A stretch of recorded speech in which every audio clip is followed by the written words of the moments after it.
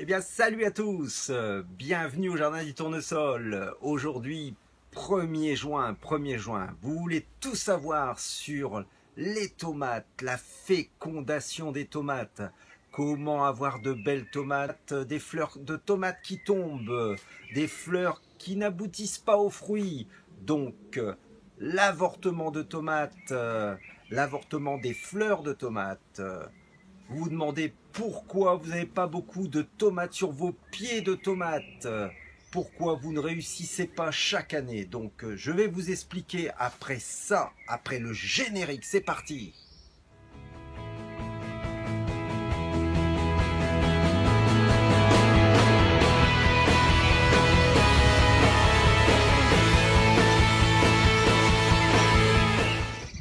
Et oui, la fécondation de la fleur de tomate, c'est différent que la fécondation de la fleur de courgette.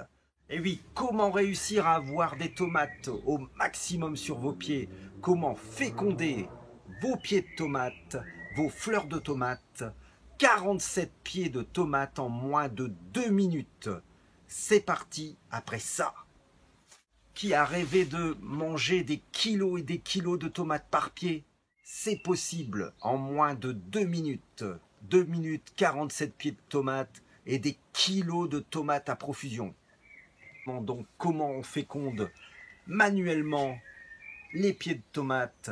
47 pieds en moins de 2 minutes. Vous allez voir, c'est extra facile. C'est très facile. Je vous explique comment on fait. C'est simple. Il suffit de passer sur chaque pied de tomate et de secouer vos fleurs. Vous tapez juste un tout petit peu sur vos fleurs. Le pollen qui se trouve à l'intérieur des fleurs va féconder la fleur. Et oui, la tomate est différente de la courgette. Pourquoi? Pour faire des courgettes, il vous faut une fleur mâle et une fleur femelle, bien sûr. On prend la fleur mâle, on prend le petit appendice qu'il y a à l'intérieur de la fleur mâle et on vient chatouiller la fleur femelle, ce qui fait une fécondation. Pour la tomate, c'est différent. La tomate, elle a les deux organes à l'intérieur. Donc, il suffit de secouer la tomate, le pollen féconde naturellement votre tomate. Pourquoi ça se fait habituellement? Les bourdons ou les insectes qui rentrent à l'intérieur viennent chatouiller un petit peu et font disperser le pollen à l'intérieur. C'est comme ça qu'elle se féconde, votre tomate. Si vous n'avez pas d'insectes, vos tomates vont avorter. C'est ce qu'on appelle l'avortement de la fleur de tomate. C'est pour ça que le matin ou le lendemain, vous trouvez des fleurs qui dessèchent et vous n'avez pas de fruits. Donc pour éviter ça, regardez tout de suite ce que je fais. Alors, top chrono, c'est parti. On est parti pour la fécondation. Mettez bien le chrono en route. 2 minutes, moins de 2 minutes, 47 pieds. C'est parti.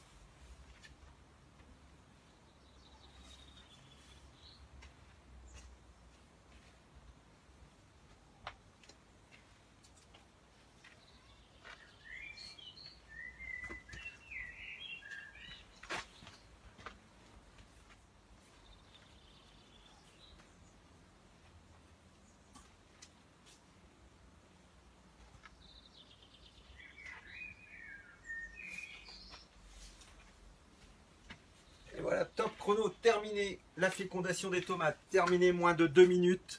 Moins de 2 minutes, c'est terminé pour la fécondation de tomates. Je vous reprends tout de suite après. Et bien voilà, j'ai fécondé l'ensemble des fleurs qu'il y avait sur les pieds de tomates. Bien évidemment, il faut passer régulièrement. À chaque fleur, vous secouez un petit peu vos fleurs. Et généralement, vous aurez de très belles tomates. Des grosses tomates. Et on est content de récolter des kilos par pied. C'est vraiment super. Voilà. Je vous dis donc merci d'avoir regardé la vidéo. Je vous dis à bientôt pour une prochaine vidéo. Bye bye. Salut.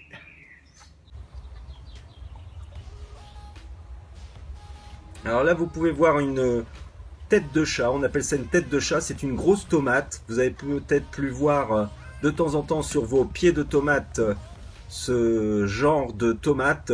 Moi personnellement j'enlève la tête de chat comme ceci. Je l'enlève.